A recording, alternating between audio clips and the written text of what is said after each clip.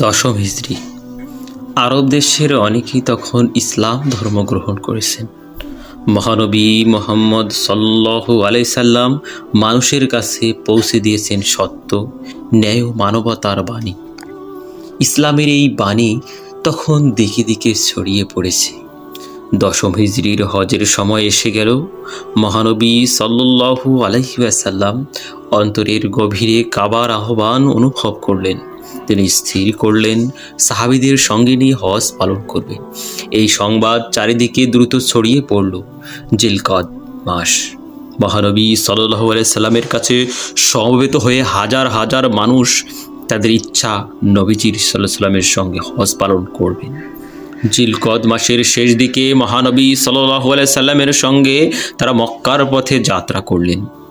যারা তাকে কখনো দেখেননি তারাও এই মহামানবকে একবার দেখার জন্য কাবা শরীফে এলেন। আর আরব দেশের নানা স্থান থেকে সেবার প্রায় 2 লক্ষ মানুষ হজ পালন করতে আসেন।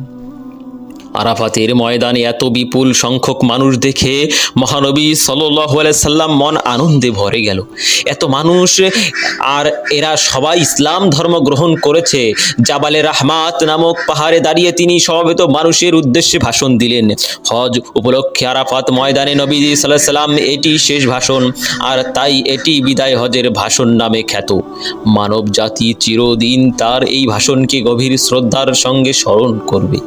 মহানবী সাল্লাল্লাহু আলাইহি সাল্লাম প্রথমেই আল্লাহর প্রশংসা করলেন, তারপর সমবেত মানুষের দিকে তাকিয়ে তিনি বললেন, তোমরা আমার কথা মনোযোগ দিয়ে শোনো।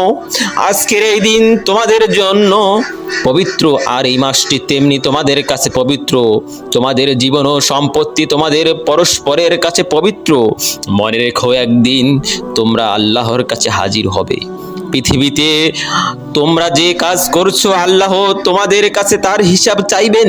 তোমাদের কৃতদাস দাসীরাও আল্লাহর বান্দা। তাদের প্রতি নিষ্ঠুর ব্যবহার করো না। তোমরা নিজেরা যা খাবে তাদেরকেও তা খেতে দেবে। নিজেরাও যে কাপড় পরবে তাদেরকেও সেই কাপড় পরতে দেবে। কোনো কৃতদাস যদি নিজের যোগ্যতায় আমির হয় তবে তাকে মেনে চলবে, তখন বংশ মর্যাদার কথা বলবে না। মনে রেখো, সব মুসলমান একে অন্যের ভাই। তোমরা এক ভাই। কখনো অন্য ভাইয়ের সম্পত্তি জোর করে দখল করো না। কখনো অন্যায় অবিচার করো না। সামান্য পাপ থেকেও নিজেকে দূরে সরিয়ে রাখবে।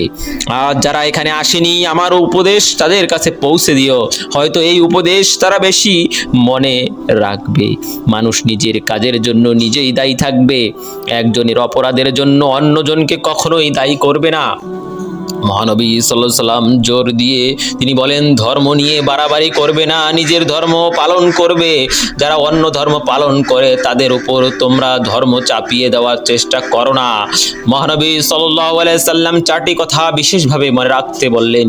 এই 4টি কথা হলো, আল্লাহ ছাড়া অন্য কারো উপাসনা করবে না, অন্যায়ভাবে মানুষকে হত্যা করো না, পরের সম্পদ অপহরণ করো না, কারো উপর অত্যাচার করো না। মহানবী সাল্লাল্লাহু আলাইহি সাল্লাম আরো বলেন, তোমাদের কাছে আমি 2টি জিনিস রেখে যাচ্ছি। একটি হচ্ছে আল্লাহর বাণী অর্থাৎ কোরআন, আর আল্লাহর প্রেরিত পুরুষ রাসূলের জীবন আদর্শ। এই 2টি তোমাদের পথ দেখাবে। মহানবী সাল্লাল্লাহু আলাইহি সাল্লাম তার ভাষণ শেষ করলেন, আর চোখ মুখ উজ্জ্বল হয়ে গেল এবং আকাশের দিকে তিনি তাকিয়ে বললেন, হে আল্লাহ, আমি কি তোমার বাণী মানুষের কাছে পৌঁছে দিতে পেরেছি? আরাফাতের ময়দান থেকে লক্ষ লক্ষ কণ্ঠে ধ্বনি উঠল, হ্যাঁ আপনি পেরেছেন। মহানবী সাল্লাল্লাহু আলাইহি সাল্লামের মন তখন আনন্দে পূর্ণ হয়ে উঠল। পৃথিবীতে তার কাজ শেষ হয়েছে। তার মনে হলো হয়তো এটাই তার জীবনের শেষ হজ। হয়তো তিনি তার কাবা শরীফে উপস্থিত হতে পারবেন না। আর সমবেত মানুষের উদ্দেশ্যে তিনি বলেন, তোমরা সাক্ষী, আমি কর্তব্য পালন করেছি। বিদায়।